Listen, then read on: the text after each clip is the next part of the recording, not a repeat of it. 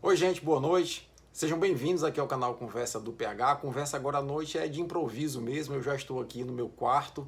A minha esposa está colocando o meu filho Antônio para dormir no outro quarto e eu tive que realmente improvisar esse vídeo porque eu me sinto na obrigação de fazer esse alerta, dar esse aconselhamento agora à noite, porque em muitas cidades do Brasil amanhã é dia de volta às aulas presenciais em pleno momento da pandemia, e isso deixa todo mundo apreensivo. Quem está falando aqui para vocês, para além do microbiologista e imunologista Paulo Henrique, é o pai Paulo Henrique de uma criança de 4 anos e que em muitos casos pelo Brasil afora, algumas crianças também irão retomar as aulas presenciais amanhã. E eu queria passar para vocês essas orientações de como a gente pode atuar de forma coletiva, de forma conjunta, para reduzir os riscos nesse retorno às aulas presenciais.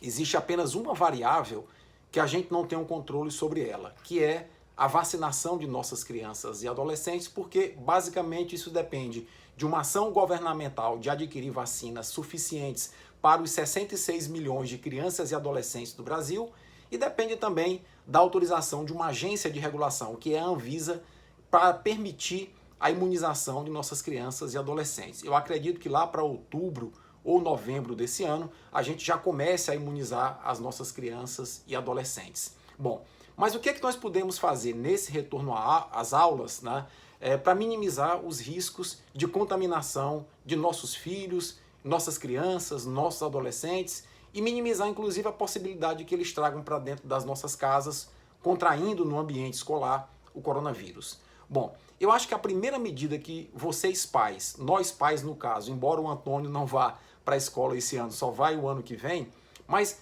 o que é que nós pais podemos fazer? Nos unir de uma forma consciente, acreditando no que a ciência preconiza e cobrar da direção da escola a abertura dos espaços, dos ambientes escolares. Salas de aulas não devem estar com ar-condicionado ligado.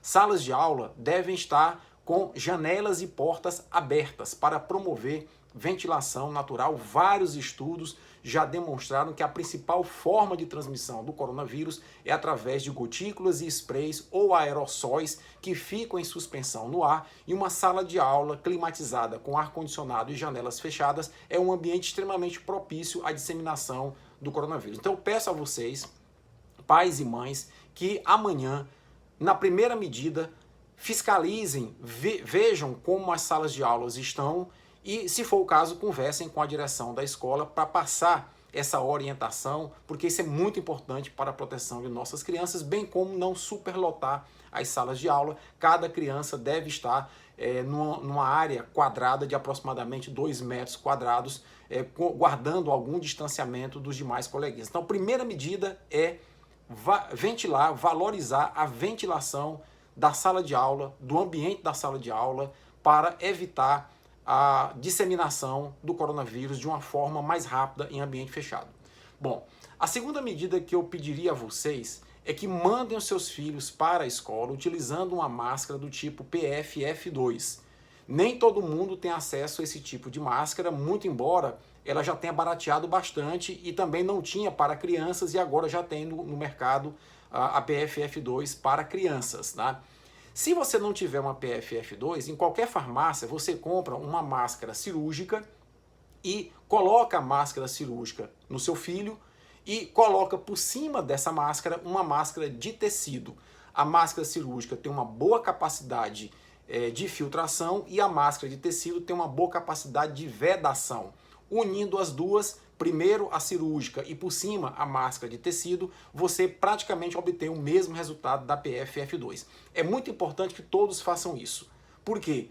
Porque não adianta só você fazer e os coleguinhas da sala não fazerem, porque aí você vai estar agindo de uma forma praticamente isolada e nesse momento o que nós precisamos é de ações coletivas, de ações conjuntas, de ações integradas, tá bom? Então, primeira medida, ventilação das salas de aula, ventilação dos espaços escolares e utilização de PFF2, a máscara PFF2, ou 2 máscaras, a cirúrgica e por cima dela uma boa máscara de tecido, tá bom?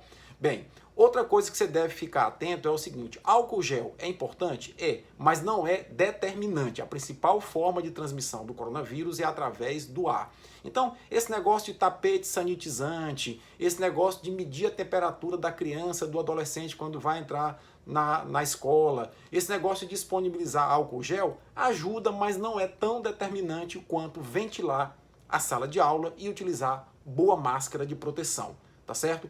Então, peço que fiquem atentos a essas 3 medidas principais que são, repito de novo, ventilação, até redundante, repito de novo, ventilação da sala de aula, uso de máscara PFF2 e manutenção de distanciamento social. Por fim, distanciamento na sala de aula significa uma criança a 1,5 m a 2 metros uma da outra, tá bom?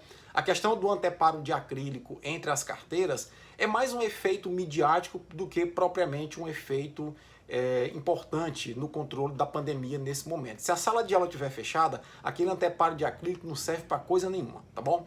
Bem, um outro ponto importante é o seguinte: responsabilidade para com os nossos filhos e para com os filhos dos outros. Se o seu filho tiver com coriza, com espirro ou tosse, algo que se pareça com um resfriado, não mande o seu filho para a escola. Aguarde 2 semanas para você saber se aquilo é um resfriado ou é Covid, porque a variante Delta traz exatamente esses sintomas que se confundem muito com o resfriado. O meu filho, antes da pandemia, frequentava uma pré-escola e era muito comum os pais mandarem os filhos escorrendo o nariz, os filhos espirrando para a escola. A gente tem que acabar com isso. Se o filho está com sintoma de gripe, mantenha em casa, procure o médico, procure fazer o teste para saber se ele tem Covid ou não, tá certo? E mantenha o seu filho em casa até você ter certeza disso, porque quando você manda o seu filho com sinais e sintomas que podem apontar para o fato de que ele está com Covid-19, você vai expor outras crianças a essa situação. Então, o momento é de união, o momento é de calma, lucidez, mas fundamentalmente é um momento de união e de nós agirmos em conjunto, tá? Se nós adotarmos essas medidas de agirmos em conjunto, com responsabilidade coletiva, até a vacinação de nossas crianças e adolescentes, nós poderemos retomar as aulas com um relativo grau de segurança. Eu sou contra o retorno das aulas presenciais agora, antes de vacinar as crianças e adolescentes, mas já que isso é uma decisão que está sendo tomada, eu optei por fazer esse vídeo para trazer o mínimo de orientação a vocês para que esse retorno seja minimamente seguro, ok? Espero que vocês tenham compreendido aquilo que eu falei. Um bom domingo a todos e, naquilo que puder, um bom retorno às aulas, mas com segurança e responsabilidade.